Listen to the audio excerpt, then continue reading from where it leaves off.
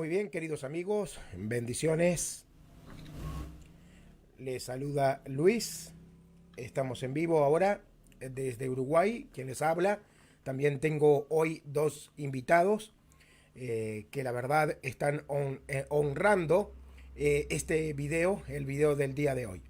Eh, Muy bien, antes de comenzar, antes de presentar a los hermanos, yo voy a compartir, ¿ok? Espero que los hermanos que se vayan uniendo también compartan, porque hoy tenemos un diálogo muy interesante, un diálogo que va a enriquecer, ¿sí? Nuestra cultura general y, bueno, también nuestra teología, ya que vamos a tener un diálogo con un hermano de la comunidad judía. Vamos a dialogar con Josep de la comunidad judía eh, de Florida, Estados Unidos, y vamos a hacerles varias preguntas con respecto a la cultura judía del siglo I, ¿ok? Y bueno, de antes también, ¿no? Denme un segundo que voy a compartir y ya presento a los hermanos. También me acompaña Nelson, que la verdad es un placer poder tenerlo. Le pido a los hermanos que se van agregando, que compartan. Un segundo. Vamos a compartir por aquí.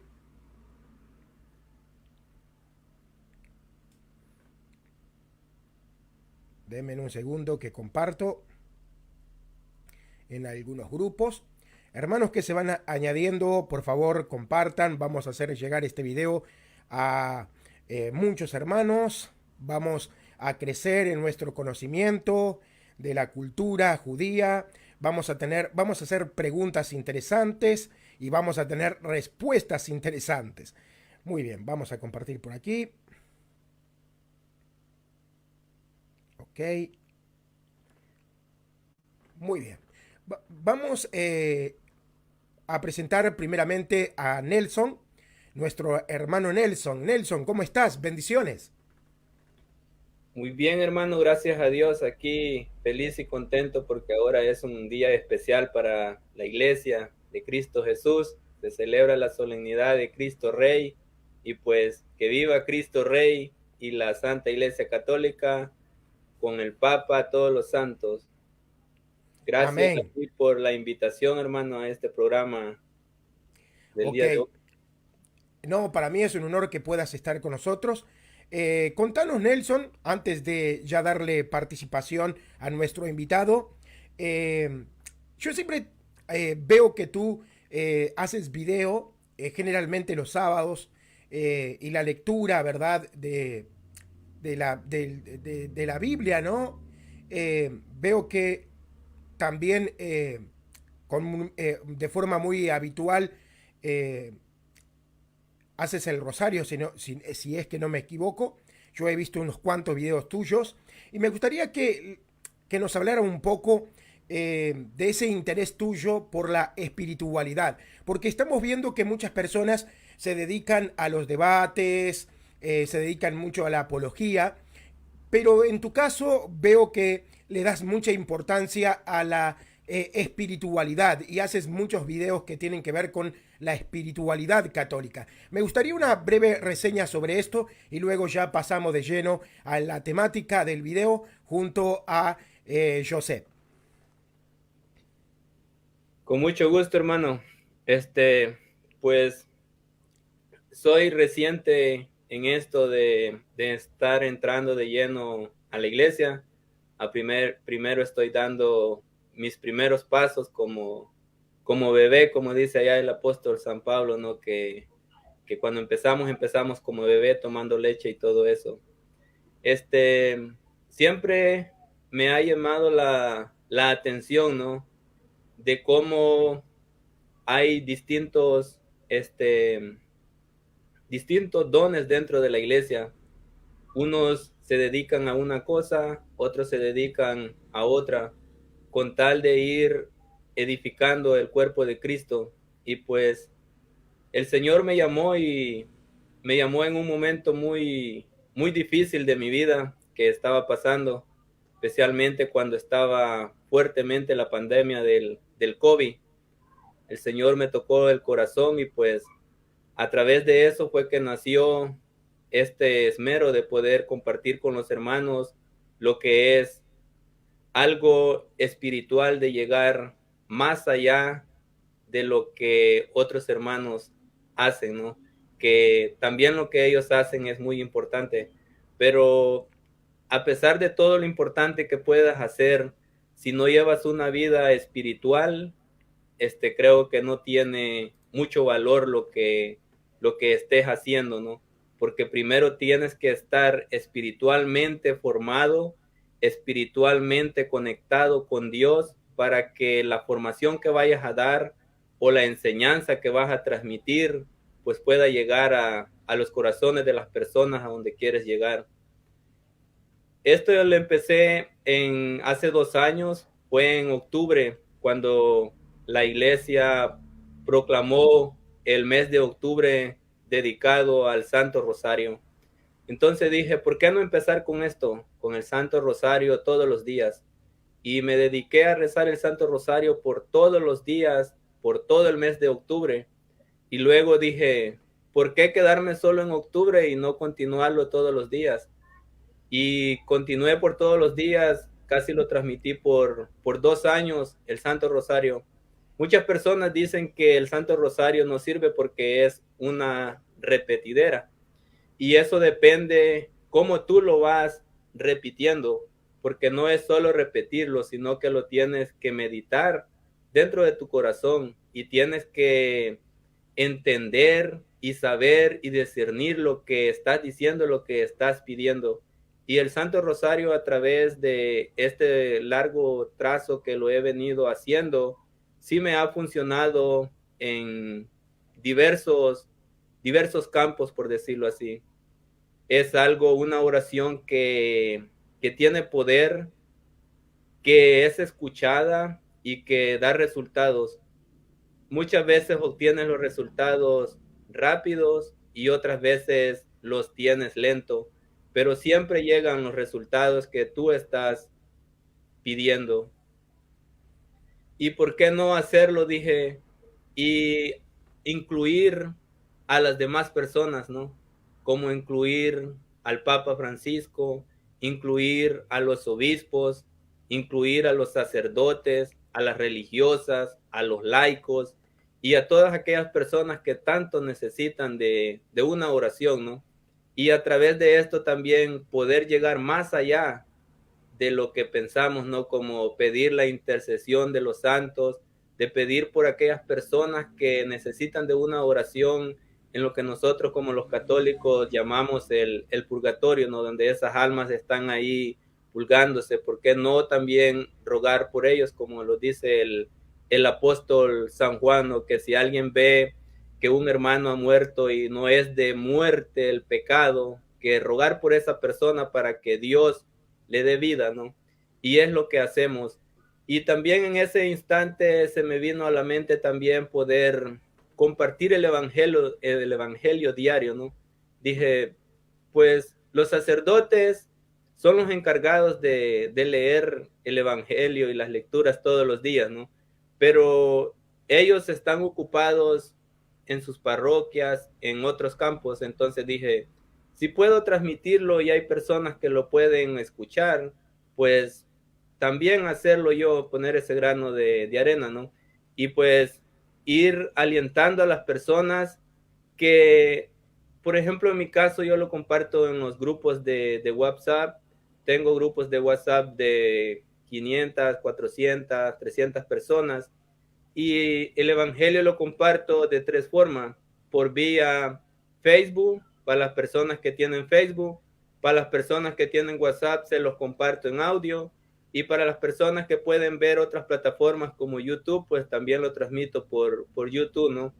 Y que esas personas se vayan llenando de lo que es la palabra del Señor, porque en verdad hubo un tiempo que la palabra de Dios como que estuvo abandonada por algunos hermanos, ¿no?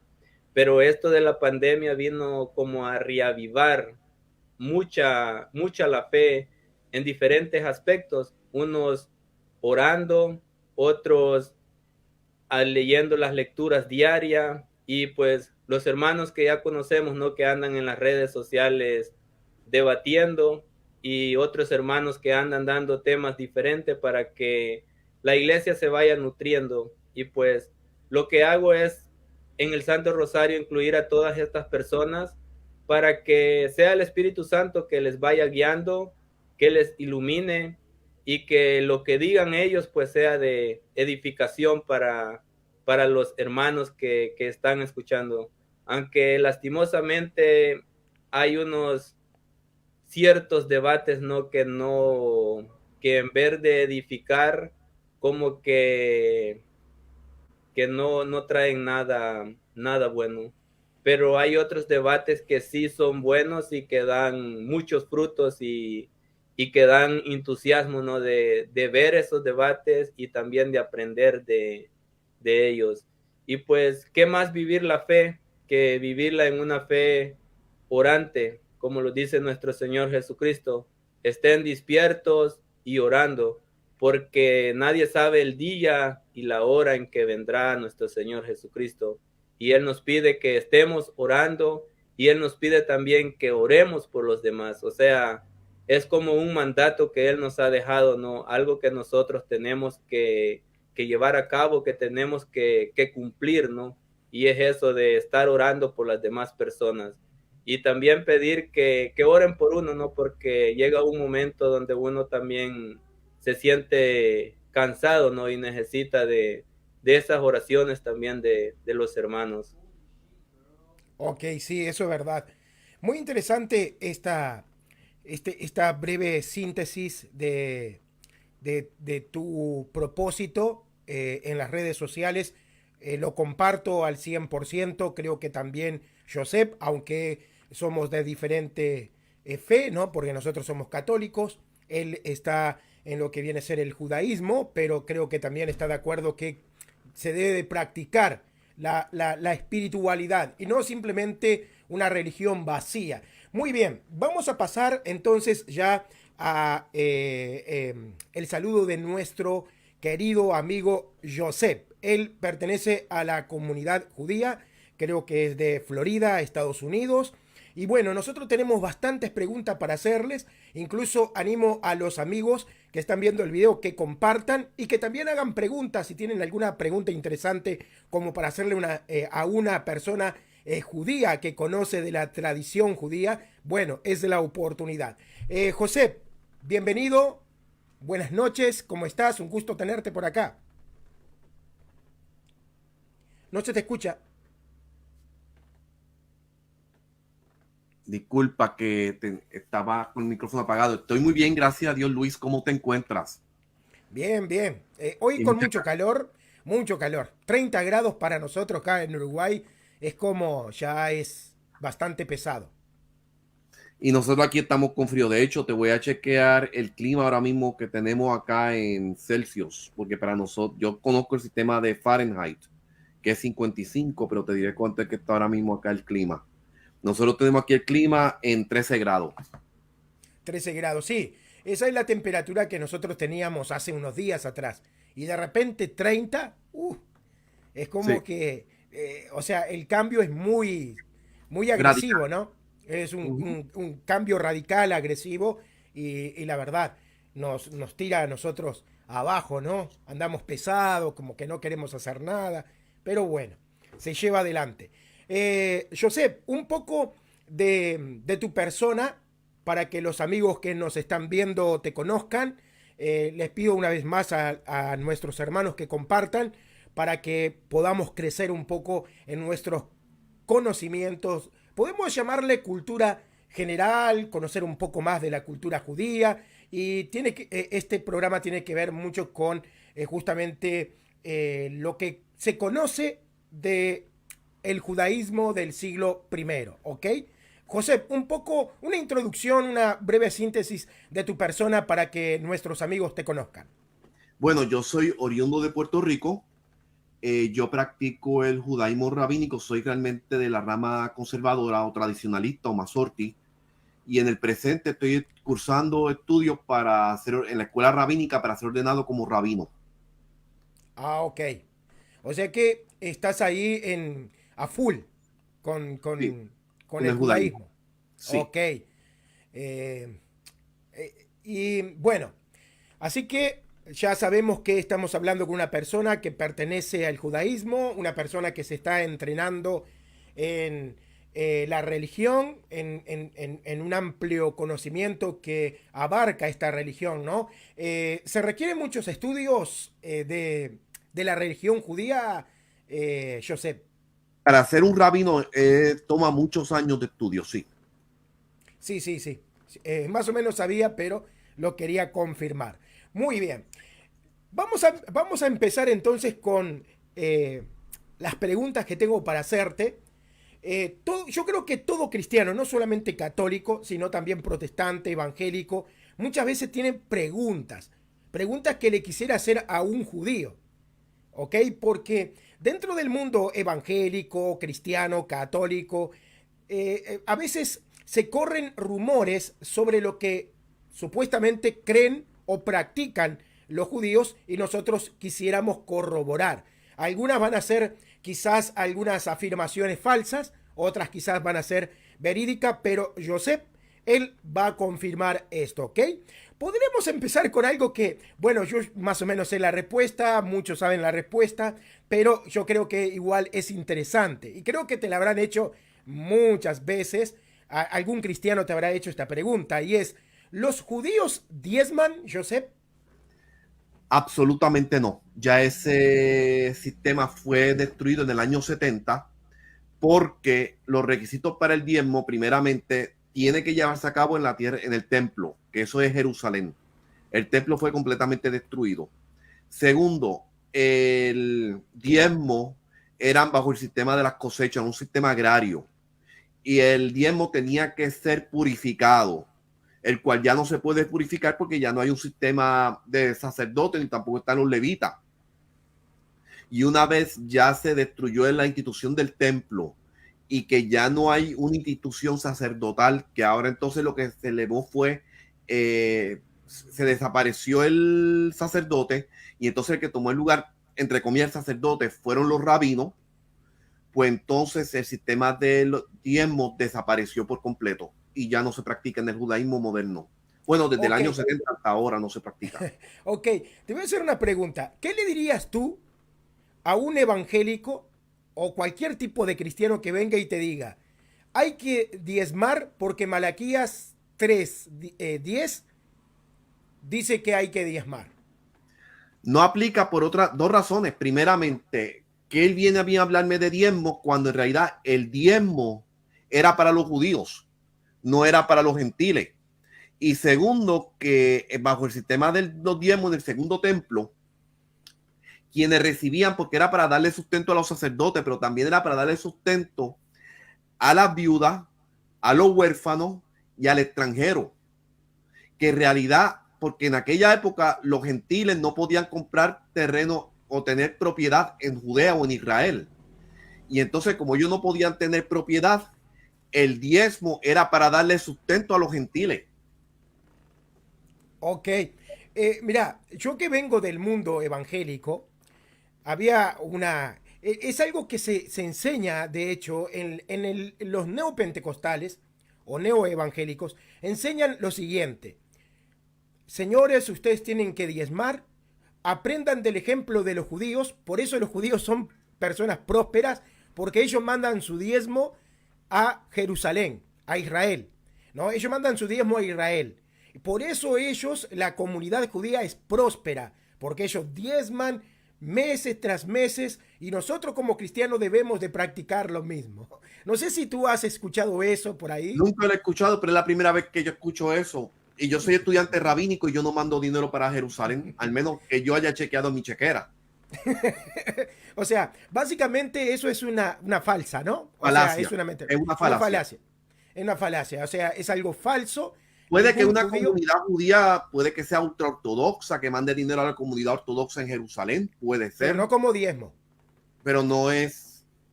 Claro, Ahora no diezmo. Sí, no debe de, eso no existe. Que se ayuden como comunidad es otra cosa. Porque Sí. puede existir la posibilidad de que como comunidad se ayuden. como por ejemplo, yo sé porque tengo amigos judíos acá en Uruguay, que acá en Uruguay hay una gran comunidad judía. De hecho, los días cuando se festeja el Año Nuevo o alguna otra fiesta judía, acá la mayoría de las tiendas están cerradas. Y yo sé que se ayudan mucho, incluso la mayoría de los judíos mandan a sus hijos a hacer el servicio militar a Israel. Ujú. Exacto, ¿no? Ahora, eso de que los judíos diezman es falso, ¿verdad? Es falso. Sí, yo lo pregunté acá y me dijeron lo mismo. O sea, le pregunté a mis amigos y le digo, escúchame, ¿es verdad que ustedes mandan su diezmo a Israel? Me dice, no, eso es falso. Nosotros, para enviar el diezmo, tendríamos que tener un templo, tendríamos que tener levitas, tendríamos que tener el sistema sacerdotal que se tenía y eso no existe. Entonces, no tenemos cómo ni por qué dar el diezmo. Eso fue lo que me respondieron ellos así de forma breve. Bueno, tengo algunas preguntas más. También, una vez más, le pido a los hermanos que están viendo el video, si tienen alguna pregunta que quieran hacerle a nuestro amigo judío sobre alguna cosa que hayan escuchado y quieran confirmarlo, aprovechen. Es una linda oportunidad. Pero bueno, volviendo al tema y aprovechando que te tenemos aquí, yo en realidad hice este video para hablar un poco sobre la estructura familiar judía, ¿no? En el siglo primero y antes de Cristo, ¿no?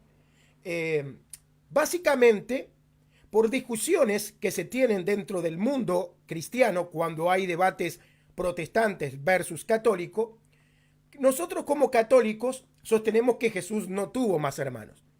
Yo sé que tú, Josep, como cualquier judío, me podrá decir, bueno, nosotros como no creemos en la virginidad perpetua de María y como creemos que Jesús fue un judío, hijo de judío, perfectamente pudo haber tenido muchos hermanos. Ok, eso yo lo entiendo y entiendo que sea tu respuesta, o sea, la respuesta que lógica viniendo de un judío. Pero el tema de debate más bien es sobre la utilización de la palabra hermanos, ¿no? La utilización de la palabra hermanos. Ya que hay ciertos sectores que dicen que no tendrían por qué haber usado la palabra hermanos si se estaban refiriendo a los primos de Jesús. Sí. Si existe la palabra primo, ¿por qué se utilizaría la palabra hermano para sustituir una palabra existente, primos? Entonces la pregunta que tengo que hacerte, José, es, según tu conocimiento, ¿verdad?, de la cultura judía, ¿qué tan probable es que los judíos de aquel entonces usaran la palabra hermano para referirse a los parientes, primos, sobrinos y tíos de un núcleo familiar judío? Muy alto, porque el hebreo es un lenguaje que tiene un vocabulario bien limitado como un lenguaje antiguo, y de hecho hasta el arameo también tiene un lenguaje muy limitado. Y por ejemplo, en la misma Mishnah tú ves referencia a que dice hijo de hijo o bar, refiriéndose al nieto, pero como no existe la palabra nieto, tiene que usar hijo del hijo. O De sea, la lo misma que nosotros manera, sí, le llamamos circunloquio. O sea, o sea, una necesidad lógica de tener que aclarar, ¿no? ¿Por qué, o sea, de qué parte viene este hermano, este sobrino, este primo, o cosas así? sí, definitivamente. ¿Ok? Porque, por ejemplo, en Hechos de los Apóstoles encontramos un pasaje que dice que Pablo tenía viene a ser como pariente, que es el hijo de su hermana. Y lo dice así, el hijo de su hermana. Entonces vemos que en Hechos de los Apóstoles es un escrito que fue en griego, ¿no? Pero se entiende que ahí hay una gran influencia judía, porque si Había existía mucho hebraísmo. claro, hebraísmo, ahí está, hebraísmo. Entonces tú me dices que hay una alta posibilidad de que se usara el hebraísmo aún en el pueblo judío que de repente vivía por causa de la diáspora y todo eso por los alrededores, ¿no? Pueblos greco-romanos o cosas así. Sí, y no solamente eso, mira, la forma más fácil de uno poder visualizarlo empieza por nosotros los latinoamericanos que aprendemos inglés. Y nosotros lo que hacemos es que imponemos nuestro lenguaje materno en el idioma inglés, aunque el idioma inglés tenga un vocabulario que pueda hacerlo más eficiente, pero seguimos usando el español como nuestro idioma principal y lo moldeamos, o sea, lo encajamos en el inglés. Pues lo mismo pasaba en aquella época, que ellos usaban el lenguaje semítico, pero lo imponían en el griego. Claro, entiendo. Sí, digo, eso no debería de extrañarnos a ninguno de nosotros, porque eso es algo que se ve en todas las culturas, ¿no? O sea, por ejemplo, cuando acá hay muchas comunidades en Uruguay. Hay comunidades alemanas, comunidades griegas, comunidades judías, comunidades italianas, y todas tienen de alguna manera un lenguaje, podemos decir así, que mantiene conceptos de ellos, de su tierra natal, ¿no? Acá realmente Uruguay recibió, por causa de la Segunda Guerra, recibió muchos extranjeros. Acá hay comunidades de todo lado, alemanes, italianos, españoles, portugueses. De hecho, por ejemplo, mi nombre, como ven, yo soy Luis Lisboa. Luis Lisboa, Mosqueira. O sea, Luis Lisboa. Mis abuelos eran portugueses. Y de alguna manera, la comunidad que está en Uruguay y en Brasil, que viene de portugueses, mantienen ciertos, no sé cómo llamarle, expresiones, ¿no? Ciertas expresiones que no son propias de Uruguay. Igual que cuando uno habla con personas que vienen de Alemania o son descendientes de Alemania que viven en comunidades, manejan muy bien el español, pero entre ellos usan muchas expresiones que no son propias de Uruguay, que tampoco son propias del español, que son más bien propias de su tierra natal. A esto es lo que tú te referís, ¿no? Sí. Ok. Bueno, acá tengo otra pregunta, mira. Vamos a cambiar un instante el tema, o sea, del uso de la palabra hermanos. Hay una persona que nos pregunta, Claudio, nos pregunta, ¿los judíos también pedían por los difuntos o siguen pidiendo? Ok, es una pregunta interesante y la voy a contestar de esta manera. Sí y no. Voy a explicar. De que hay oración de duelo por los muertos, sí. Que es la oración del Kadish. Pero el Kadish no hace ninguna mención del muerto, es dándole gloria a Dios. Y ese es un periodo de oración en que tiene que haber un mínimo, tiene que haber 10 judíos para de esa manera poder llevar a cabo esta oración, porque es para que la comunidad esté en solidaridad con la persona que está en duelo. Y esto se hace, esta oración, para cumplir de que la persona, que el padre, o sea, que esa persona, por ejemplo, que está cumpliendo ante Dios, de que está siguiendo, porque el padre que muere, que está siguiendo los mandamientos de Dios y que sigue siendo una persona que está buscando de Dios y que Dios lo vea favorable para el padre, pero a la misma vez también es para ayudar en el duelo, en el recordar el padre. Pero sí se hace una oración para recordar al difunto. Ok, sería así como algo memorial, ¿no? Una memoria. Una memoria, exactamente. Y de hecho, Ah, anualmente, después de la muerte de la persona, se hace una oración y se prende la vela para recordar a la persona. ok. Me gustaría hacerle una pregunta a Nelson. Nelson, tú que tenés muchos más años que yo en el... Sí. No, pero yo vuelvo, hay que buscar algo rápido. Ah, ok. Nelson, vos que tenés más años que yo en el catolicismo, ¿qué similitud hay con esta postura judía, con nuestro Día de los Difuntos, Nelson? Sabes que escuchando la respuesta que da el hermano, ¿no? Tiene algo de cercanía, ¿no? Porque lo que nosotros hacemos también es un memorial, ¿no? Recordando los difuntos. Y si vamos a recordar, por ejemplo, esos difuntos, que dieron la vida por el evangelio, mucho mejor, ¿no? Pero si es un familiar, también lo que hacemos es recordar lo que en vida fue él, y también hacemos lo que el hermano dice, prender una vela, ¿no? De que estamos dando a entender que esa vida no se ha apagado y que sigue encendida, ¿no? Porque como lo dice allá nuestro Señor, que para Él todos viven. Entonces, este difunto ha pasado de esta vida a la mejor vida y lo estamos recordando para que no quede en el olvido. Ok, entonces Nelson, estamos de acuerdo que de alguna manera, como dice la tradición católica sobre el tema, el catolicismo, la iglesia, tiene esta práctica porque lo toman de la cultura judía.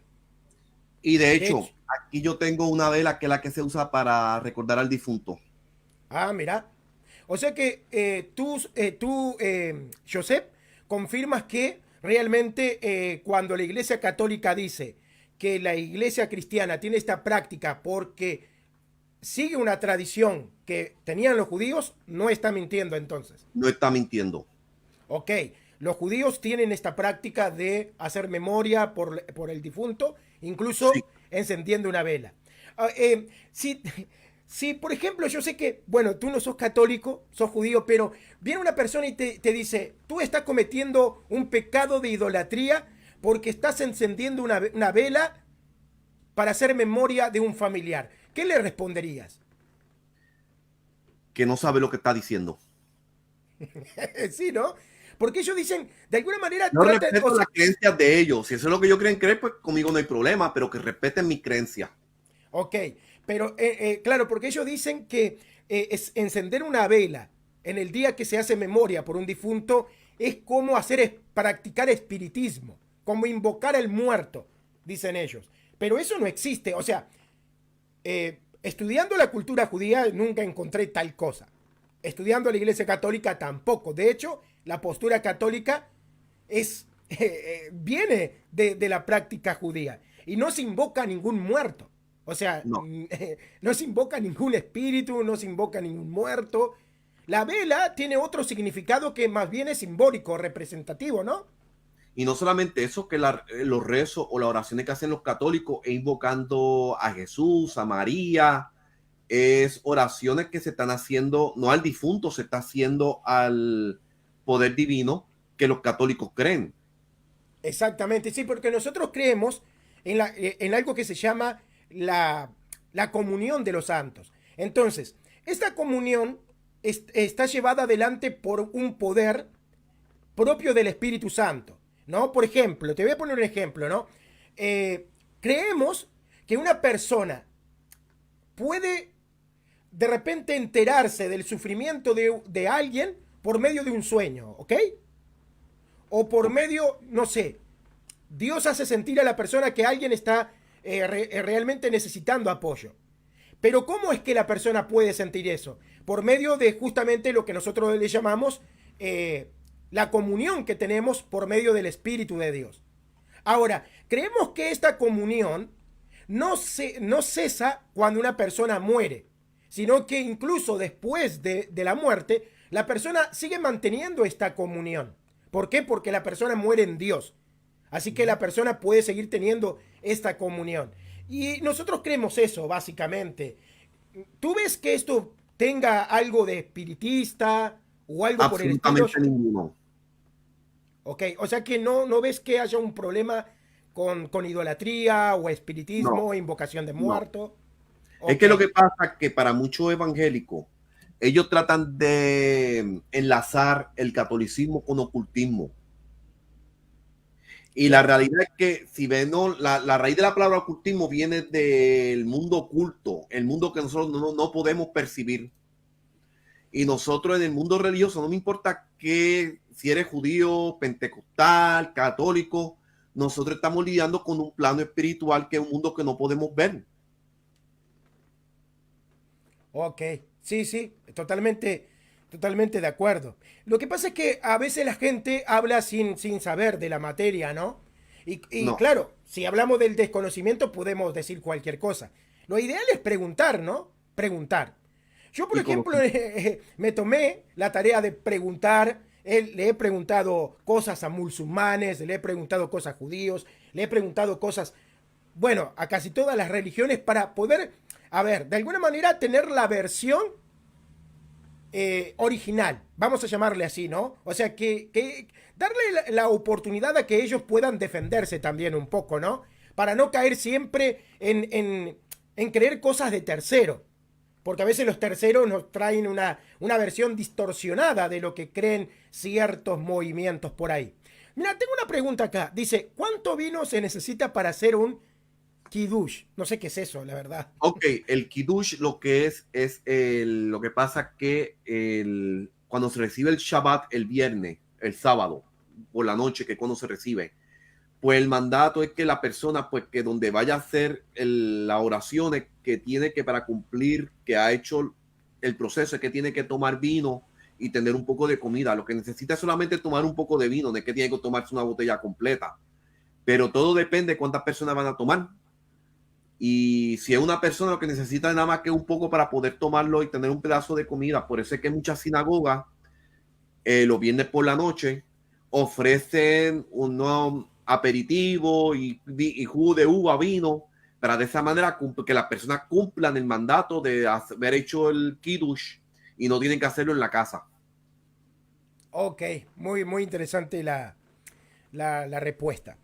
Volviendo al tema de la utilización de la palabra hermanos, eh, ¿tú me podrías dar ejemplos en la Torá o en la tradición judía del uso del circunloquio justamente con este tema de, de- de hermanos? O sea, por no utilizar el hebreo una palabra específica para primo, sobrino, tío.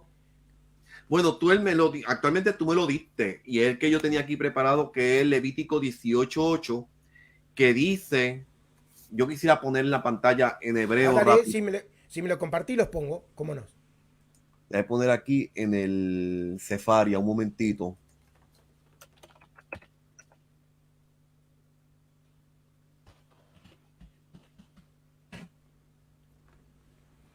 Voy a buscarlo aquí un momentito y te lo voy a tener listo un momento. Lo que tú quieres acá, pues déjame ponerlo aquí. Levítico 19:8. Ok, ¿no hay forma de que yo pueda compartir la pantalla contigo? Sí, vos ponés compartir como si fueras a compartirlo nomás y a mí me va a aparecer aquí y yo autorizo el...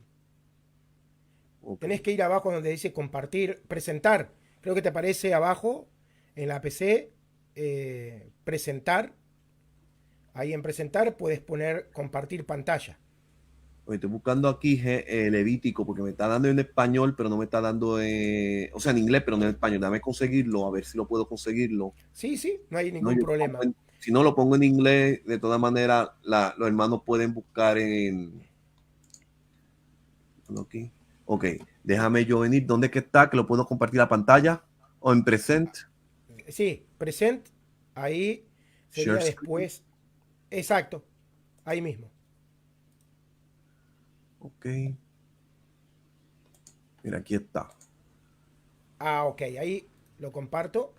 Muy bien. Ok. Ah, 19, el 9. ¿No queda aquí? Espérate, el Levítico. Espera, que se saltó el 19 y el 18. Discúlpame, que saltó un capítulo de más. Dame ir de vuelta para acá. Translations. Cuando aquí se lo puedo conseguir en español.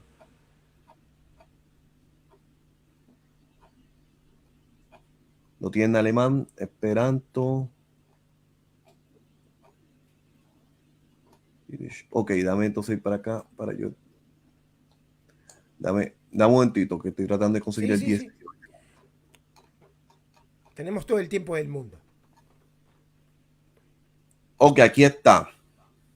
Dice, Erbat ajoteja, bat abija o bat imeja.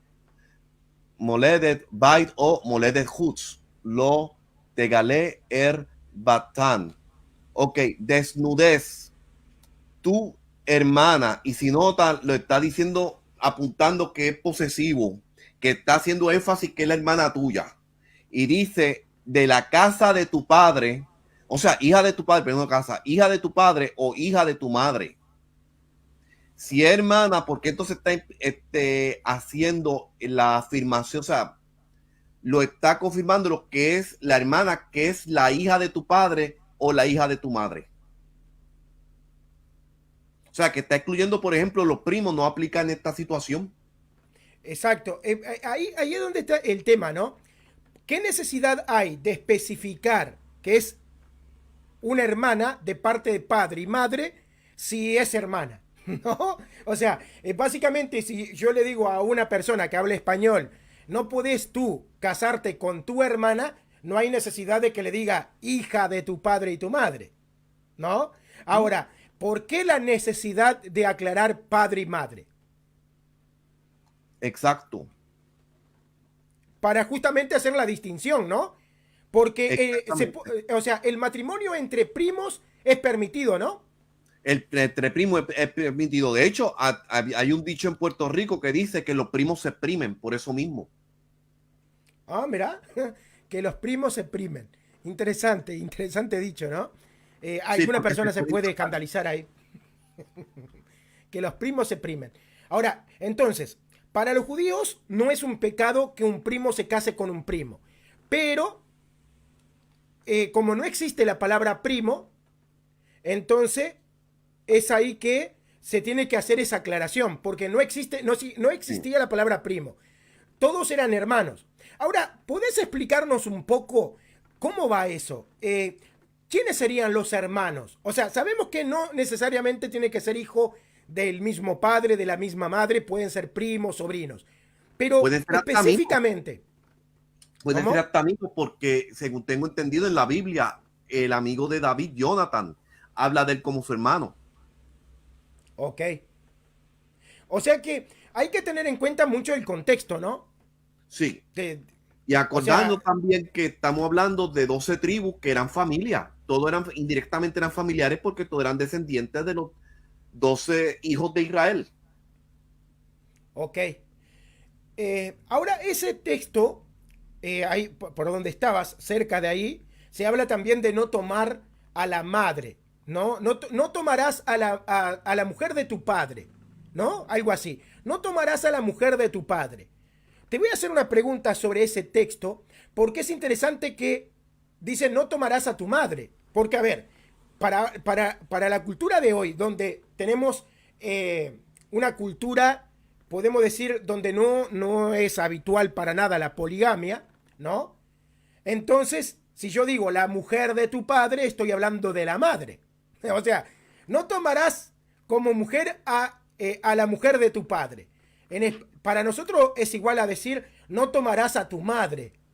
Pero ¿por qué ese texto dice a la mujer de tu madre? ¿Se podría estar refiriendo a una concubina o a alguna otra mujer del padre que no sea específicamente la madre?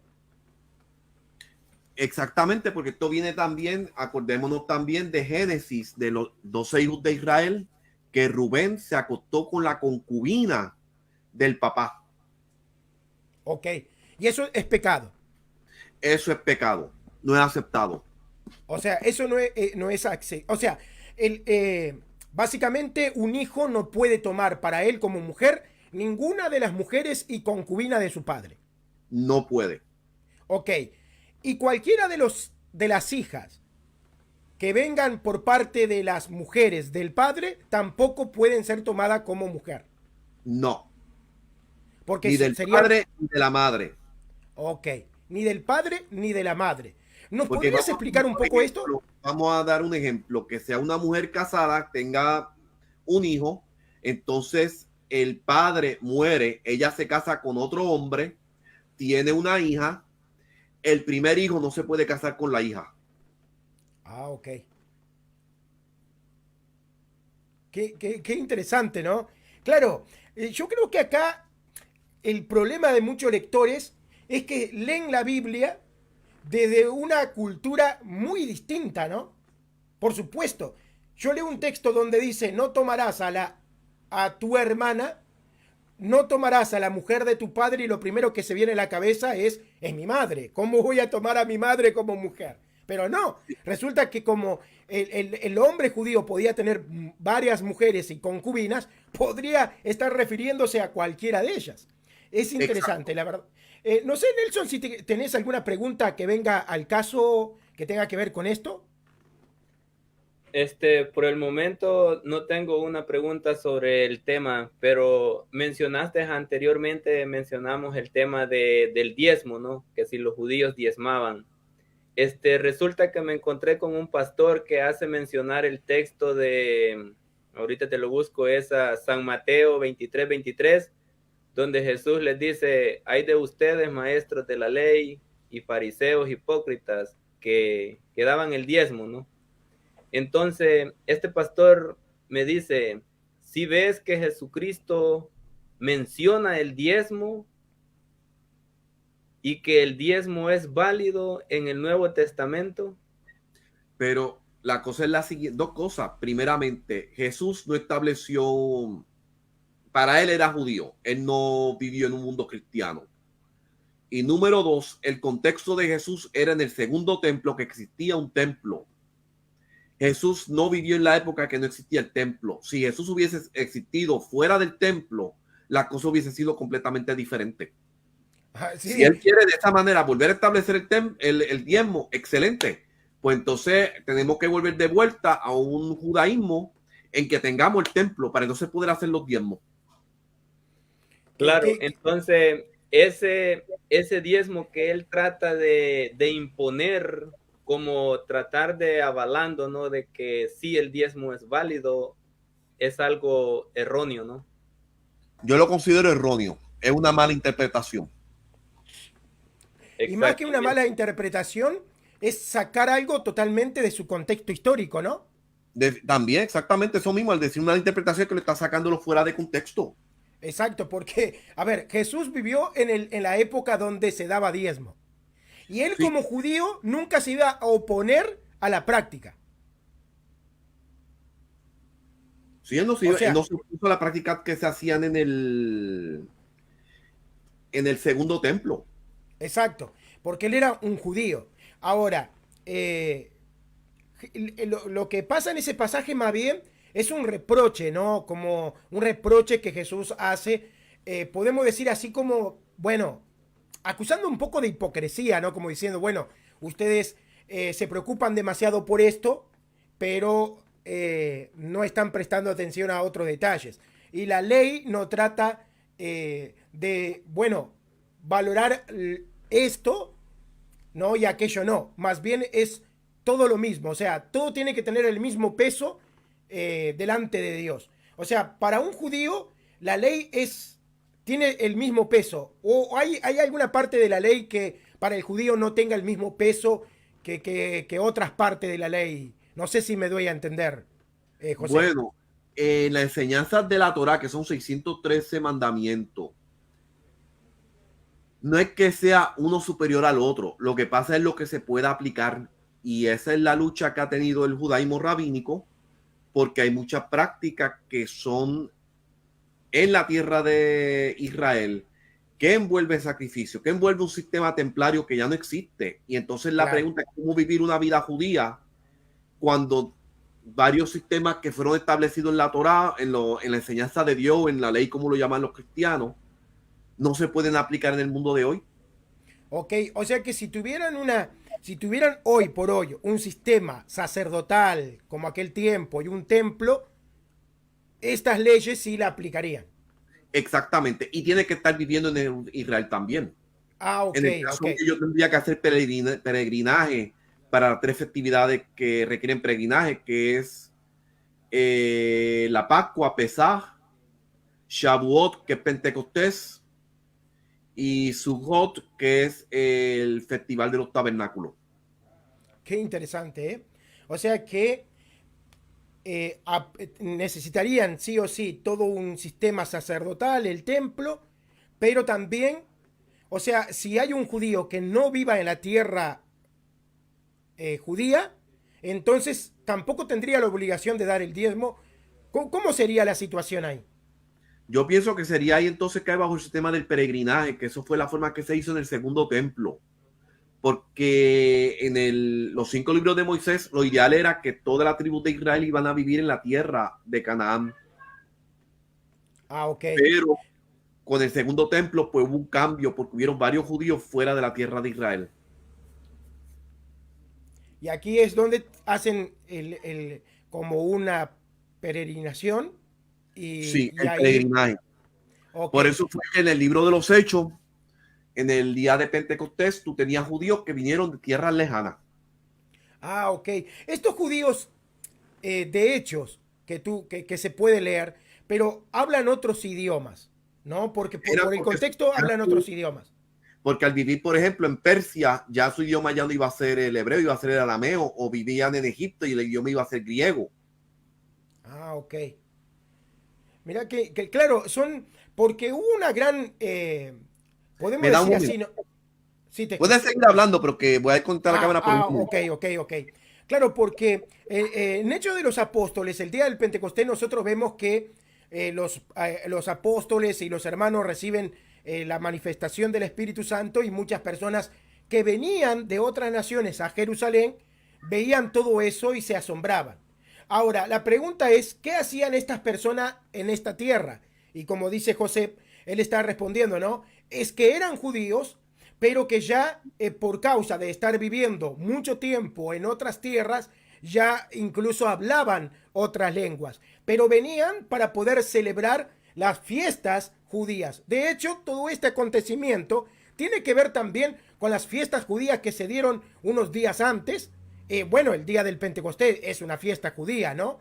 Por eso es que habían tantos extranjeros que en realidad eran judíos, que Sí, estaban ahí por el Pentecostés. exactamente. No en Pentecostés no habían gentiles. No fue hasta Exacto. el concilio de Jerusalén que entonces los apóstoles se reunieron para discutir el fenómeno de los gentiles. Pero Pentecostés, todo lo que celebraron Pentecostés eran judíos. Ok. Eh, Volviendo al tema de el uso de las palabras, ¿no? Si yo te dijera a ti que para mí es difícil que un judío que escribe griego usara la palabra hermanos para referirse a parientes, porque está usando un griego donde ya existe la palabra primo, donde ya existe la palabra sobrino. ¿Qué me podrías decir al respecto? ¿Cómo me contestarías? Yo lo que contestaría es que todos nosotros, no importa el lenguaje de dónde uno viene, aún en el mundo moderno, nosotros no usamos completamente el idioma español, por ejemplo, usamos un subconjunto del idioma. En el caso de los judíos de aquella época, ellos usaban un subconjunto del idioma que macheara, que fuera, que había una equivalencia con el hebreo o el arameo, porque de esa manera ellos podían pensar en su idioma natal y escribirlo en griego. Ah, ok. Y si notan el griego, la forma que lo escriben, hay, como dicen muchas personas, que eruditos del Nuevo Testamento. Yo no soy erudito del Nuevo Testamento, pero que ellos usaban mucho hebraísmo. Ok. Hoy por hoy, ¿me podrías decir, los judíos mantienen algo de ese hebraísmo o ya no? Del hebraísmo, ¿cómo te puedo decir? En todas las sinagogas que tú vayas, la verdad, sinagoga judía, ya sea ortodoxa, conservadora, reformista, que son judías rabínicos, cuando practican el judaísmo rabínico, el hebreo se usa como el idioma litúrgico, sino que el hebraísmo todavía existe. Lo que Ah, pasa es ok. que entonces se hacen las traducciones para al lado del libro de oración en el idioma vernacular para ayudar a las personas. Y aunque está usando, por ejemplo, un libro de oraciones que sea hebreo, inglés o hebreo, español, va a estar usando el español o el inglés usando hebraísmo. Ah, ok, ok, ok. Sí, sí, te entiendo. O sea que básicamente el hebraísmo es algo que todavía, por supuesto, está en la cultura judía. Sí, y te voy a dar otro ejemplo, un ejemplo que de hebraísmo que está en el Nuevo Testamento, que si tú no conoces el hebreo o el arameo, tú no lo vas a entender nunca. Y es la historia de Barrabás. Todo el mundo conoce el juicio entre Jesús y Barrabás, que a él lo dejaron libre, a Barrabás. Pero entonces tú vas donde un cristiano y le pregunta el nombre de los dos personajes y dicen Barrabás, que es el nombre de la persona. Pero una persona que sabe hebreo, y especialmente si lee el Nuevo Testamento en arameo, Barrabás no es un nombre, porque Baraba no es un nombre, es un título. Baraba lo que significa es hijo del Padre o hijo de Dios. Y entonces cuando tú buscas el nombre de Barrabás o Baraba, es Yeshua Baraba, que significa Jesús hijo del Padre o Jesús hijo de Dios. Mirá, ¿con qué nos venimos a topar ahora, Que Interesante. eso sería otro tema interesante para hablar, que qué fue lo que realmente pasó ahí. Sí, sí, sí, sí, te entiendo. Es bastante interesante porque, claro, eh, desafía un poco, ¿no? Desafía un poco lo que las personas tienen en mente cuando leen ese pasaje, ¿no? Sí. Eh, Interesantemente, en el arameo fue que, porque yo estaba hablando con un amigo mío que es pastor protestante, que él era líder de su denominación, y yo busqué en el Nuevo Testamento en arameo, y entonces me percaté, y cuando lo estoy leyendo en arameo me doy cuenta que es Baraba, que no era un nombre. Pero si lo ok, lees en griego o si lo lees especialmente en una traducción, pues tú piensas, no, Barrabás es un nombre, pero eso no es un nombre hebreo, eso es un título. mirá, qué cosa, ¿no? Pero ¿y quién, ese título, quién se lo habrá puesto? ¿Él se lo autoproclamó o la gente le puso? O sea, ¿cuál sería O puede ser el también motivo? esta interpretación que cuando las personas estaban presentándole, le está presentando qué es lo que ustedes quieren. A Jesús, el Hijo de Dios, o a Jesús, el Rey. Y el pueblo estaba pidiendo que ellos querían a Jesús, el Hijo de Dios. Ok, Puede interesante, ser ¿no? muchas cosas que se interpreten. Sí, sí, sí, entiendo. Claro, estamos muy alejados de ese periodo, ¿no? De ese tiempo. No hay mucha información al respecto, No. pero sería interesante poder discutir un poco ese tema, ¿no? Poder hablar un poco sobre algunas otras cuestiones también históricas, ¿no? Sí, A de la Poncio luz de... Pilato, porque la gente no conoce de Poncio Pilato. Poncio Pilato, como se presenta en el Nuevo Testamento. Jamás y nunca el Poncio Pilato de histórico. Ok, ok, ok. Sí, te entiendo. Estaría bueno discutir todos esos temas, ¿no? Para conocer un poco más qué dicen los judíos al respecto de algunas historias del Nuevo Testamento. Pero volviendo a la temática, ¿no? Me gustaría hacerte una pregunta. Sí, Tú que has leído el Nuevo Testamento, ¿me podrías decir si Jesús hizo en algún momento mención a la tradición oral judía? sí, la hizo. Y voy a dar un ejemplo. Jesús dijo que el que vaya al templo, pero tiene un problema con su hermano, no estoy parafraseando, que deje la ofrenda en el templo y vaya y arregle con su hermano. En la Mishnah está escrito, tendría que buscar exactamente dónde está, pero no me acuerdo ahora mismo, pero sé que está escrito en la Mishnah, que si viene a una persona a presentar ante el templo para expiación de sus pecados, pero él pecó contra su hermano, Dios no lo va a perdonar hasta que él no haga reconciliación con su hermano. Y Ok, esto que está escrito en la Mishnah es documentación de la tradición oral ok, de los eso judíos. no está en la Torá. No está en la Torah. Ok, está en lo que ustedes llaman la Mishnah. La ¿Qué sería la Mishnah, Mishnah? ¿La Mishnah qué la sería? Mishnah fue documento escrito en el año alrededor del 188, que fue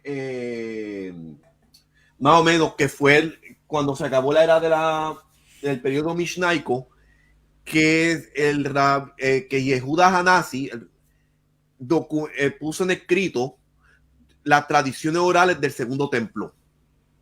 Ok. Así que, bueno, a mí me han dicho muchas veces, Luis, Jesucristo siempre apeló a las escrituras.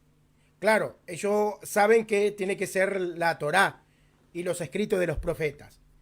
Pero no, tú me estás diciendo que también apeló a lo que sería la tradición oral, ¿no? Entonces Definitivamente.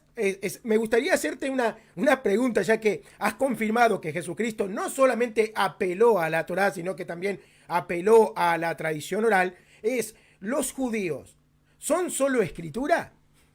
Definitivamente que no. ¿Cómo lo plantearías? O sea, escritura más tradición, escritura más la interpretación de los rabinos. ¿Cómo Sí, sería ese porque lo que tema? pasa es lo siguiente. Primeramente, la Torá, desde que se dio la Torá, desde que Moisés recibió la palabra de Dios, está la parte escrita, pero está la parte oral, porque, por ejemplo, voy a dar un ejemplo. Dios habla de los periodos, las festividades del año y habla también de los meses. Pero la Torá no te dice cuándo termina y cuándo empieza, ni de cómo determinar cuándo se acaba el mes, que eso ya es ya tradición oral. O sea, que ya había una tradición oral desde los tiempos de Moisés, que era tradición que se pasaba por la boca. De la misma manera, en el segundo templo habían enseñanza y Jesús, que era una persona que en aquella época los maestros lo llamaban Tanaín, que significa, que es de la palabra singular Tana en arameo, que significa repetidor. Y entonces el método de enseñanza de ellos era porque está escrito, porque está escrito, porque está escrito. Pero entonces ellos cogían y entonces daban también interpretaciones de lo que estaba escrito, que eran tradiciones orales. Ok. Nelson, ¿me podés confirmar? Este es el concepto de la catequesis, ¿no? Cuando una persona da catequesis, justamente tiene que ver con esto, con ir citando, ¿no? Con ir citando y también ir enseñando, ¿no? Exactamente, hermano, es lo que se viene haciendo, ¿no? O sea, vas citando la escritura, pero también vas al mismo tiempo al pegue de lo que es la tradición, de lo que es la tradición oral, o sea, porque no todo está escrito, como lo dijo el apóstol San Juan allá en el final del Evangelio, ¿no? Que si se escribiera todo, pues no caberían libros en todo el mundo para escribir. Una parte lo que hizo Jesús y otra parte lo que hicieron también los profetas y los escritores de aquel tiempo. Te imaginas cuántos escritos habrán hecho, ¿no? Y no los tomaron en cuenta porque los dejaron así como tradición que nomás lo venían transmitiendo oralmente. Y hay algo bien importante porque si tú te das cuenta en el Evangelio de San Mateo capítulo 19, nuestro Señor Jesucristo dice, vayan y enseñen. ¿Cómo iban a enseñar? Oralmente, ¿no? No iban a escribir, sino que lo iban a transmitir oralmente lo que a ellos habían vivido, lo que ellos habían compartido, lo que a ellos Jesús les había enseñado, lo iban a transmitir oralmente. Él nunca dijo vayan, escriban, sino que él dijo vayan y enseñen lo que yo les he enseñado. Jesús no les enseñó a escribir, ¿no? Sino que él les enseñó a cumplir una parte de lo que ya estaba escrito y otra parte a darle perfección, ¿no? Como él hace los cambios más estrictos. Por ejemplo, cuando dice allá, ustedes escucharon que se dijo esto, pero yo les digo esto, o sea, un peso más pesado todavía y más estricto, ¿no? De lo que anteriormente venía siendo. Y pues ahí el hermano también creo que compartió que dice en Tesalonicense que la tradición por carta y oralmente, o sea, es una tradición escrita y oral. Tienen que ir las dos apegadas una de la otra. Pero no puede estar todo escrito porque entonces, ¿dónde queda la oral? Claro, y ahí es donde entra el problema. El gran problema y la gran discusión es quién es la voz autoritativa o oficial para darnos lo que significa la tradición escrita. Ahí está el problema. Ahora, querido José, tú como judío, ¿qué encuentras más coherente? O sea, yo te propongo la fórmula protestante, solo escritura. Y te propongo la fórmula católica, escritura y tradición. ¿Cuál sería para ti más coherente? La católica. Claro, Escritura y porque tradición.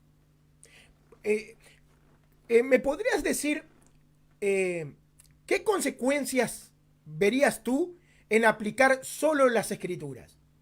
Ok, voy a dar el mejor ejemplo en el caso del judaísmo, que es la herejía caraíta. Los caraítas fue un movimiento bastante reciente, bueno, más del año 500, que surgió, el cual era solamente Torah y rechazaban, o la escritura sagrada, y rechazaban la tradición oral. Y realmente lo que ocurrió es que estas personas, lo que ellos hacen es que ellos interpretan y ellos crean su propia tradición oral sin darse cuenta, porque si no tienen tradición oral, la van a recrearla, porque hay muchos agujeros que tiene la escritura que no te dice cómo hacer las cosas. Por ejemplo, te dice celebrar el sábado, el Shabbat, pero no te dice específicamente cómo hacerlo técnicamente. O de honrar a tu padre y a tu madre, pero no te dice qué es lo que eso conlleva. Y entonces lo que hacen es que cada persona entonces viene, interpreta una cosa nueva y lo hace más difícil que tener una tradición oral de muchos siglos que te ayude a interpretar cómo interpretar esos textos bíblicos, qué es lo que realmente significa. Ok, Porque lo que hace ah, es ayudarte a interpretar los textos bíblicos en su contexto. ok, y para eso se necesita personas entrenadas y personas que conocen la tradición oral también, ¿no? Definitivamente. Ok, mira, hay una, es como una objeción, es una objeción, y dicen ellos, pero si es verdad que la tradición oral te puede mantener en, ¿cómo te puedo decir?, en la verdad de las escrituras, ¿por qué Jesús hizo un reclamo diciendo que por causa de la tradición de vuestros padres os habéis apartado? Algo así, básicamente. No No se sé si tendría que buscarlo, tendría que verlo por el contexto. exacto. Me gustaría buscar ese versículo. Yo ahora, sinceramente, no me acuerdo, pero lo voy a tratar de buscar. No sé si el hermano Nelson se acuerda. A ver, o alguno de los que están allí en Facebook se acuerdan de este versículo. Cuando Jesús le hace el reclamo por la tradición. Porque yo, sinceramente, no creo que Jesús se esté refiriendo a la tradición oficial oral, sino más bien a tradiciones de otros sectores, ¿no? Que se van creando y se van desarrollando con una versión diferente a la tradición oral. O sea, eso pasó. O sea, hubieron diferentes grupos que sacaron versiones diferentes de la tradición. Sí, siempre anda, porque acuérdate también que en aquella época había múltiples sectas y cada uno enseñaba una cosa diferente. Jesús estaba más alineado con los fariseos porque él era un maestro, él iba a la sinagoga, él creía en la vida después de la muerte, él reconocía los libros completos de la Biblia, él no era solamente Torah como los saduceos. Ah, ok. Sí, sí, entiendo. ¿Y cuál sería? Ah, Mateo 5:25. A ver, Mateo 5:25. Vamos a buscarlo acá. Y yo lo busco Mateo también aquí también. 5:25. Así ya con el texto nos quedaría mucho más fácil, ¿no? Te lo voy a leer y lo podés buscar, pero yo voy a leerlo. Dice así: ponte de acuerdo con tu adversario pronto, entre tanto que estás con él en el camino, no seas que el adversario te entregue. No, pero este no es el que estoy buscando. Yo, sinceramente, no creo que sea este el versículo. El que tienes que buscar creo que es a Marcos 7:1 en adelante. A ver, San Marcos 7. Ok, San Marcos 7. Vamos a ver si me aparece acá. Eh, a ver qué me dice. Ah, ok. Mira, te lo voy a leer. Dice así: y volviendo de la plaza, si no se lavan, no comen. Y otras muchas cosas hay que tomaron para guardar, como los lavamientos de los vasos de beber y de los jarrones y de los utensilios de metal y de los lechos.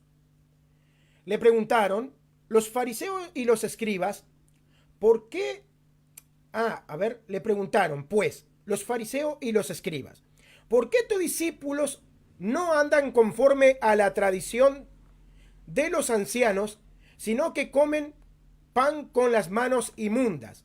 Respondió él y les dijo, hipócritas, bien profetizó vuestro padre Isaías, como está escrito, este pueblo de labio me honra, mas su corazón está lejos de mí, pues en vano me honran, enseñando como doctrina mandamientos de hombre. Bueno, eso sería más o menos lo que tenemos ahí, ¿no? Ujú. No sé Yo qué, lo qué que me estoy puede... pensando es lo siguiente, que como tal, porque primeramente, la gente realmente, aunque una tradición judía lavarse las manos antes de comer, y de hecho, hay, por eso es que hubo mucho avance en medicina cuando se dieron cuenta, bueno, pero eso sería otra historia de la peste bubónica.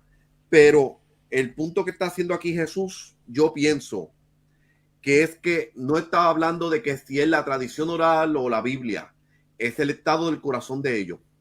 Exacto. No, es que cuando uno lee el contexto, lo que se entiende es lo siguiente. A ver, está buena la tradición, está buena, pero la tradición no puede sustituir o no puede significar algo distinto que lo que significa. O sea, básicamente, para que me entiendan, es la tradición se debe de guardar, pero no se puede guardar sin el amor, la piedad y la misericordia. ¿No? O sea, puede ser que una persona convierta la ley de Dios en algo muy, podemos decir así, no sé cómo decirlo, muy de la razón, se vuelva un fanático y se vuelva de ser una persona misericordiosa, dadivosa, piadosa, y que se deje de poner o deje de ponerse en el lugar del prójimo. O sea, yo creo que tiene que ver un poco con esto, leyendo el contexto del pasaje, ¿no? Porque mira, comienza diciendo así, ustedes dejan de lado los mandamientos de Dios por seguir tradiciones de hombres. Cuando Jesús dice por seguir tradiciones de hombres, ¿a qué crees que se está refiriendo Jesús? Bueno, al decir tradiciones de hombre, pues están diciendo lo que interpretan ellos la tradición oral, pero para mí la tradición de hombre es venir, coger la tradición oral y la tradición escrita y entonces a implementarlo de una manera que las personas no puedan, o sea, para demostrar como que son muy santos y que las demás personas no pueden llevar al nivel que ellos están llevando la religión. Ah, ok. O sea, poner la tradición en un nivel extremo como para, porque incluso lo que tú estás diciendo tiene sentido, porque Jesucristo dice, ustedes no entran, pero tampoco dejan entrar, ¿no? A Dios, ¿no? A la salvación. Ni entran, pero tampoco dejan entrar. O sea, básicamente es, ustedes están usando mal la ley de Dios y están usando mal la tradición. ¿Por qué? Porque ustedes no la están usando para su propósito, sino más bien la están usando como una piedra y la están poniendo en el camino de los hombres. Algo así podría significar perfectamente, ¿no? No sé, Nelson, si querés agregar algo Mira, más a esto. yo te vi aquí una anotación que los llama hipócritas porque en realidad lo que están haciendo son personas que todo es por apariencia de hacerse ver como que son santos. Sí, sí. De hecho, Jesucristo es una cosa que reclama, ¿no? Y dice, estos usan ropas largas y hacen oraciones en la plaza para que todo el mundo lo vea. Y cuando ayunan, no se lavan la cara, ¿no? O sea, hay una fuerte crítica de Jesús a esa religión llevada a un punto más bien fanática que espiritual, Más, ¿no? todavía, más que fanáticas, yo diría que es en sentido que son personas que cogen la Biblia, la Sagrada Escritura, cogen la tradición oral y lo que hacen es hacerlo para llevar a cabo una apariencia, pero internamente no son personas que están haciéndolo porque quieran llevar una vida recta ante los ojos de Dios. Exacto. Y yo creo que esa es la diferencia, por ejemplo, la Cloudman que está diciendo lo de la tradición de apóstoles y la tradición de los hombres. Yo diría que esa es la diferencia, la tradición de los apóstoles o la tradición es seguir la tradición oral y la tradición escrita para llevar una vida recta ante los ojos de Dios, y la tradición de los hombres es simplemente cogerlo para hacer una apariencia, pero internamente no están llevando una vida recta ante los ojos de Dios. Claro, entiendo. O sea, llevarlo a un punto que sea como imposible incluso hasta poder vivirlo, ¿no? Porque como acá hay un dicho en Uruguay que se dice buscar la quinta pata al gato. Entonces, yo Igual que en agarro la Puerto Rico. ley, ¿no?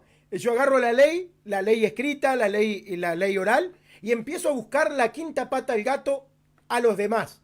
Porque Sí, si vemos, Jesús dice, no, ustedes quieren quitarle la paja al ojo de su hermano, pero no se quitan la viga. Entonces vemos que hay un fuerte reclamo a la condición interna del hombre, como diciendo, ustedes no son quienes para reclamar algo que ustedes ni siquiera viven. Porque ustedes llevan esto a un extremo que ni ustedes lo pueden hacer y los otros tampoco. Ni entran ni dejan entrar. Entonces, yo puedo tomar, por ejemplo, la ley de Dios y en vez de aplicarla a mi vida y preocuparme por mí y por aplicarla, me empiezo a poner en papel de juez y empezar a mostrarle a los demás que ninguno encaja en el estándar que yo he elaborado. Algo así, ¿no? exacto. Ok. No sé, Nelson, si quería agregar algo más. No, que aquí hay un punto bien importante porque te imaginas, como te hice mencionar lo de San Mateo 28, 19 al 20, ¿no? Que él dice, vayan y enseñen. Él nunca mandó a escribir, ¿no? ¿Qué hubiese pasado si estas personas no se hubieran encargado de escribir lo que Jesús dijo o lo que ellos venían haciendo? ¿Cómo se transmitiría toda esa enseñanza de Jesús? Tendría que ser oralmente, ¿no? Por Sí, sí, ejemplo, claro. por ejemplo dirían, vino este hombre y dio la vida por nosotros y ahora nosotros tenemos que dar testimonio de él, pero se lo estarían contando a otra persona. Luego esta persona vendría a contar eso que oyó. Y es prácticamente lo que hacen algunos de los evangelistas, ¿no? Porque ellos no estuvieron presentes, sino que ellos escucharon hablar de Jesús. ¿Y qué hicieron? Escribieron eso que escucharon de Jesús. No estuvieron ellos presentes. Entonces Claro. eso viene a ser para ellos también una tradición oral, ¿no? Que alguien se los transmitió a ellos. Y ahora nosotros lo transmitimos porque está escrito, ¿no? Pero hay otras tradiciones orales que no están escritas y que la iglesia se encarga de transmitirla y de darle vida para que podamos entender más el contexto real. Ok, sí, totalmente de acuerdo. Ahora, querido Josep, para ir terminando, creo que estamos de acuerdo y creo que vas a estar de acuerdo conmigo con esto, con el siguiente punto, ¿no? Eh, el hecho de que la ley oral haya sido mal usada, mal interpretada por algunos, no, no le resta autoridad a la ley oral. Más bien afirma el punto. Porque sí, si con una ley oral, que es la que se encarga de enseñar correctamente la tradición escrita, aún así muchos la distorsionaron, ¿cuánto más se puede distorsionar la ley escrita sin una ley oral? El cielo es el límite. El mejor ejemplo es el diezmo. Sí, exacto.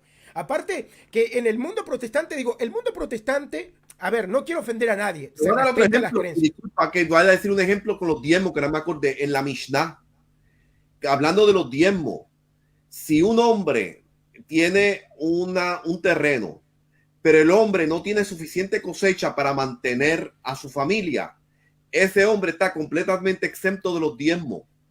Sigue poniendo más estipulaciones y hasta llega a decir que si tú tienes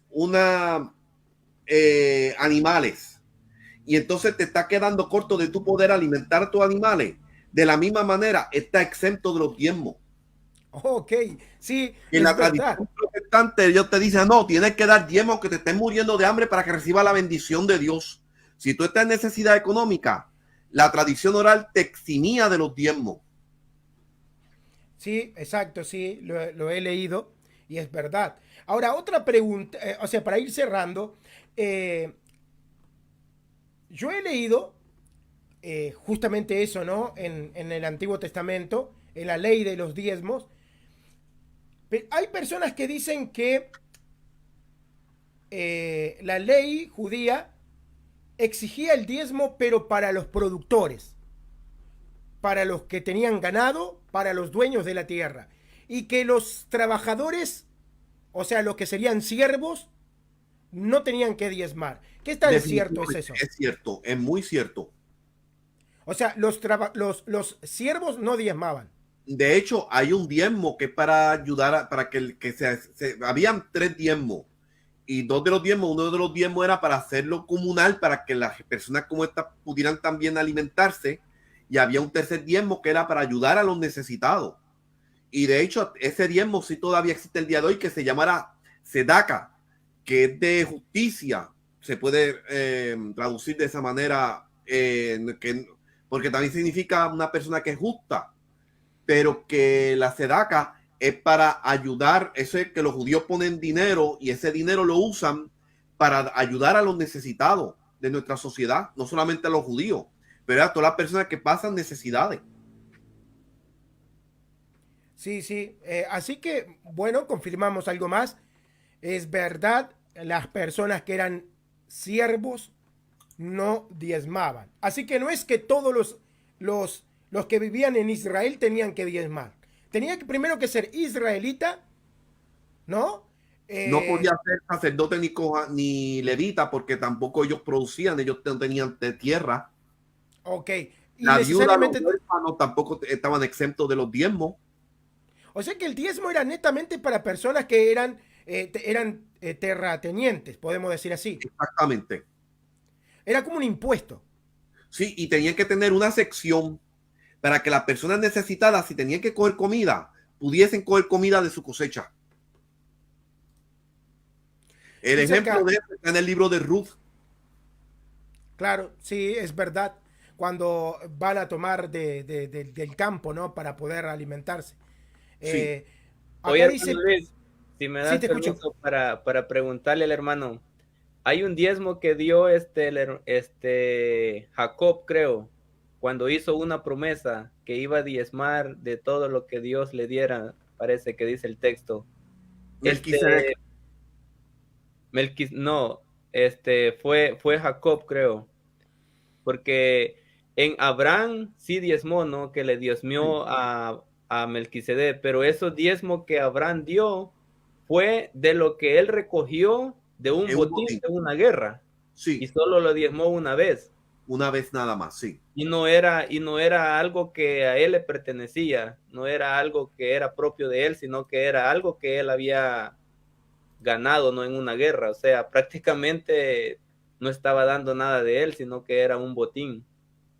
Pero Sí, hay en otra parte de la escritura donde creo que es Jacob que va a emigrar para otras tierras y le hace como un tipo de promesa a Dios, que le dice que le va a dar el diezmo. Tendría que buscarlo porque no me acuerdo de ese texto, te voy a ser honesto. Ahorita voy a ver si lo consigo ese texto. Ok.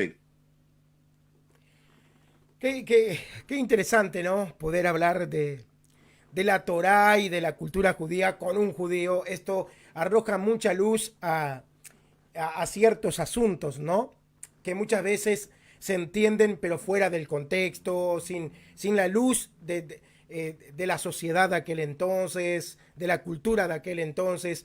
Y bueno, esto hace que muchas personas se alejen del propósito del texto, ¿no? Porque el texto tiene un propósito, tiene una cierta cultura y esto le da cierto sentido, ¿no? Y sacarlo de eso muchas veces nos lleva a errores garrafales, ¿no? Errores. No, es que, mira, hay una cosa que yo le estaba comentando al pastor Percy, que había un rabino, que de hecho en la escuela rabínica, ahí me llaman José porque en honor a este rabino.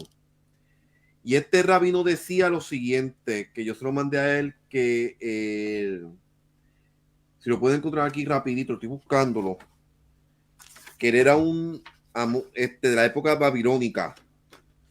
Y él decía que es una herejía. Por ejemplo, uno que dice de qué uso tenemos para nosotros de los rabinos. Que en otras palabras, que cuando que para las personas cuando se alejan de tener personas educadas en la escritura, que lo que hacen es la ignorancia, ahí tú lo vas a tener herejía hasta más no poder. Y aún en los mismos carismáticos, yo he escuchado cosas que ellos dicen que son tradiciones orales de los pentecostales y ellos no reconocen que son tradiciones orales porque no existen en la Biblia. Ejemplo, cuando ellos dicen que Judas, que pasó una noche eterna perdido, eso nunca estuvo escrito en la Biblia. De la misma manera también que ellos dicen que cuando Jesús murió, que fue por 3 noches para el infierno, o sea, 3 días para el infierno, y que él fue a Sheol y que él le predicó a los que estaban ahí, los que lo aceptaron pues se salvaron y los que no lo aceptaron se perdieron. Eso no existe en la escritura, eso son tradiciones orales que la gente se inventa. Tengo el texto, hermano, es Génesis 28-22. Ok. Voy a buscarlo aquí. Si quieres te lo leo. Yo lo voy a buscarlo también aquí para yo chequearlo porque quiero ver lo que está diciendo. Okay. 28, 22. Ok. Joseph agarra su versión ahí, hebrea ahí, y ahora nos da clase y catequesis del texto. Sí, que dice que va a poner un diezmo, sí. Pero no tengo aquí comentarios, señor, te dicen aquí.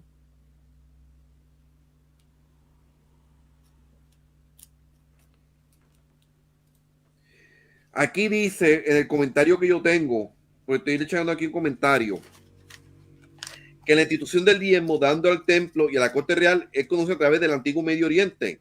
El texto está en silencio a quién va a recibir el diezmo y para qué está hecho. Normalmente uno ofrece el diezmo solamente para el rey o el santuario con un clero establecido.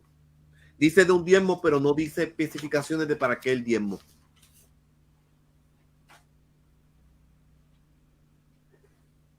Así es, y lo más interesante es que muchos pastores también usan este texto de la Sagrada Escritura para avalar el diezmo que ellos practican.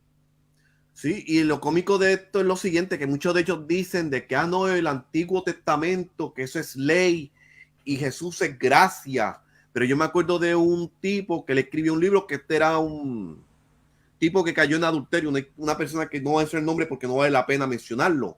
Pero él decía en su libro que Jesús en la cruz pudo abolir toda la ley, pero el poder de la cruz no pudo abolir el diezmo. No, eso es muy fuerte. O sea, sí. no, o sea, el único mandamiento que no pudo abolir es el que involucra de alguna manera dinero. El lucro de ellos.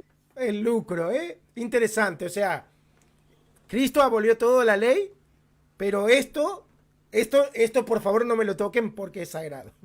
Sí, porque no. la cruz no pudo con esa institución, la institución se tuvo que quedar.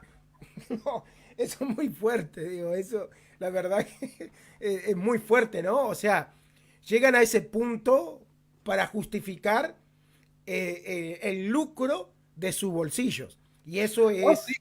Eso es pero terrible, ¿no? Esta persona estuvo envuelto en adulterio, pero claro está, el poder de la cruz destruyó las leyes de adulterio, pero no toquen mi diezmo, porque ahí ese diezmo es sagrado. Sí, sí, claro. Sí, yo me imagino quién puede ser la persona. Fue muy famoso, ¿no? Sí. Sí, sí, sí. Pero bueno, así es, justamente porque se cae en un relativismo. Mira, yo sinceramente dejé el mundo protestante, me hice católico por esto, por la siguiente problemática. La gran diversidad de pensamiento que existe en el mundo protestante justamente por la solo escritura. O sea, yo sinceramente creo hoy por hoy, y estoy muy seguro, que el pensamiento de la solo escritura, esa ideología, o sea, detrás es algo muy relativista. O sea, es como un portal, donde vos pasás por ese portal y te encontrás con el relativismo en su máximo esplendor, porque al final cada grupo va a imponer su verdad y no pueden ser cuestionables. O sea, no pero son... Fíjate, sí, te escucho. te voy a decir algo, porque cuando hablamos de eso la escritura, voy a hablar aquí de Juan Calvino por un momento. Juan Calvino, él era un intérprete bíblico y fue el padre de uno de los padres de la Reforma. De hecho, los presbiterianos consideran que Juan Calvino es su padre. Sí, claro. Y él instituyó la institución del cristianismo, que lo que él hizo con ese volumen, que en realidad era como un volumen enciclopédico, es recrear una tradición oral para la Reforma protestante. Realmente yo considero que cuando ocurrió la crisis que tiene ahora el movimiento protestante, fue con el surgimiento de los movimientos carismáticos, porque esta gente, si te diste cuenta, mira que después de la Reforma protestante tenía luterano, presbiteriano, bautista, pero son las iglesias históricas. Sí, pero sí, una vez llega el movimiento carismático, se ha explotado que ya son ya miles de denominaciones que salieron del pentecostalismo.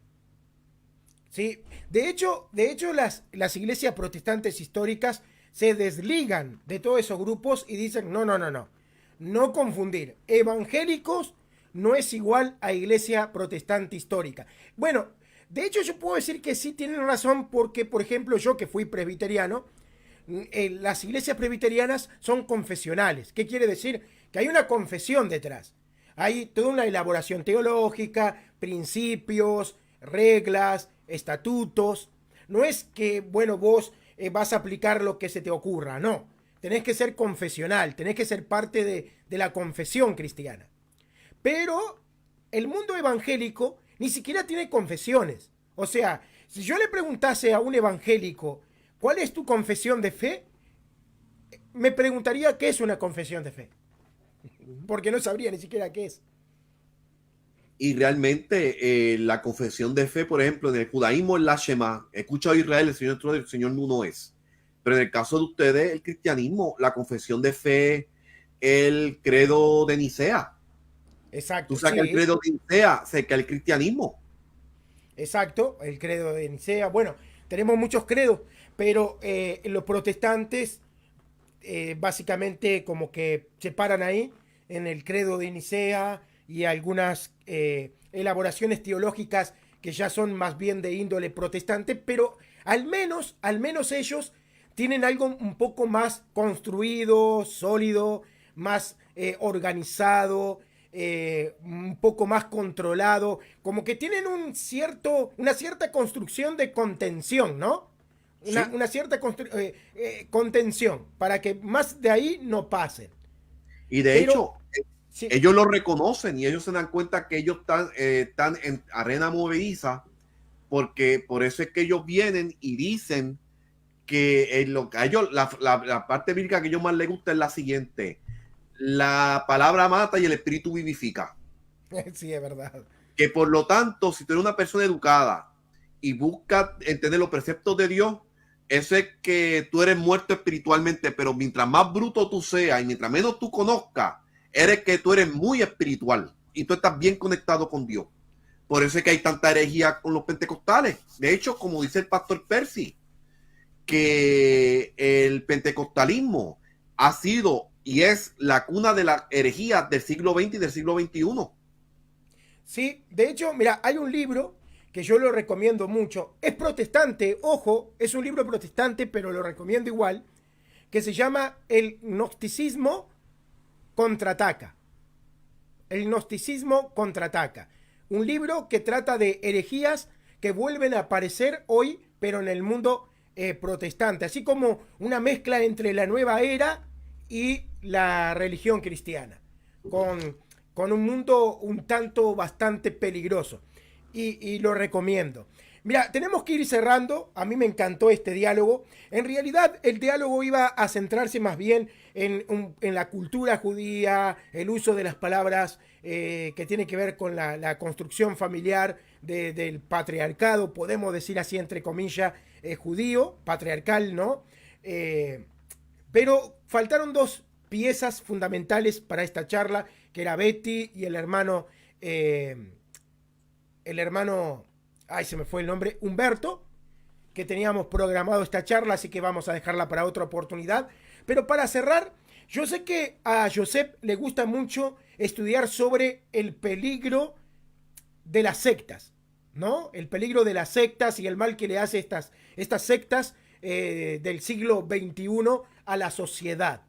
Entonces me gustaría invitarlo para otra charla, para hablar específicamente de casos eventuales o casos muy habituales, mejor dicho, que vemos justamente en la propagación de estas sectas. Y para cerrar, Josep, ¿tú crees que realmente los cristianos, tú como judío, los cristianos deberían de pararse ahora y empezar a plantearse qué hacer con este mal? O sea, con este podemos decir mundo neoevangélico que se está yendo de la mano y que de alguna manera incluso ensucian al cristianismo. Definitivamente, el cristianismo, voy a decirlo desde afuera, pero el cristianismo está en crisis. Es una crisis muy grande porque se ha vuelto el cristianismo, como lo estoy viendo ahora mismo, lo que han hecho es que han destronado a Dios y lo que han hecho es que han enaltecido al hombre. Y se ha vuelto un culto hacia el pastor o hacia el líder. Y, por ejemplo, uno de los movimientos carismáticos que ha sido extremadamente popular en Latinoamérica ha sido el de la prosperidad. Pero lo que no dicen es que la prosperidad es para el pastor o el líder, no es para los feligreses. Porque todo lo que yo estoy hablando es de prosperidad, prosperidad, prosperidad. Pero es para que los feligreses vivan vicariamente viendo al pastor hacerse multimillonario.